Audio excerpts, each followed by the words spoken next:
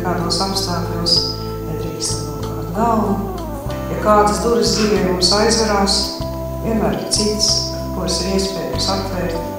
Un jūs esiet dzīves pierādījums tam, ka arī visos apstākļos iespējams atrast izēju un atrast pat izcils un liels sasniegums. Mēs esam visi ļoti lepni par jums, mēs ļoti par jums priecājamies. Vēlreiz tātad paldies jums par paveikto un lai jums turpina dzīvē labi un sekmīgi veikties.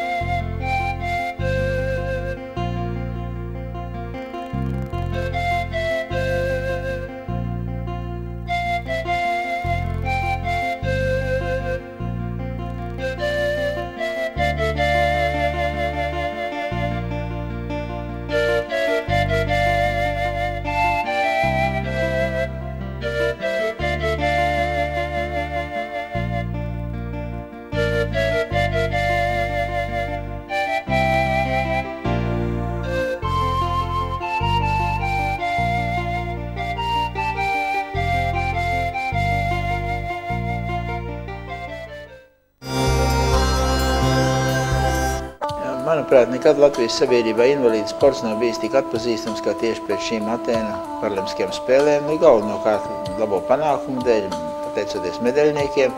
Un šī interese ir visaptveroša gan pašu invalīdu starpā, gan veselo sportistu, dažādu federāciju starpā, pašvaldības vadītāji. Tas ir to cilvēku, ar kuriem ir saistīta invalīdu sporta attīstība, un tas ir daudzsološi. Protams, mēs nedrīkstam apmierināties ar esošo situāciju, ka tikai vieglatlētika un no tās tikai 2 sporta veidi tiek pārstāvēti paralimpiskās spēlēs, tātad jādomā ir par daudzveidību, invalīdu sporta daudzveidību. Un šodien, jo šobrīd Republikā ir tādi prioritāri invalīdu sporta veidi gūst atzinību kā sēdu volejbols, ratiņu basketbols. Nu pat pirmo reizi Latvijas vēsturē tika demonstrēts cilvēku ar kustību traucējumiem stāju hokejs.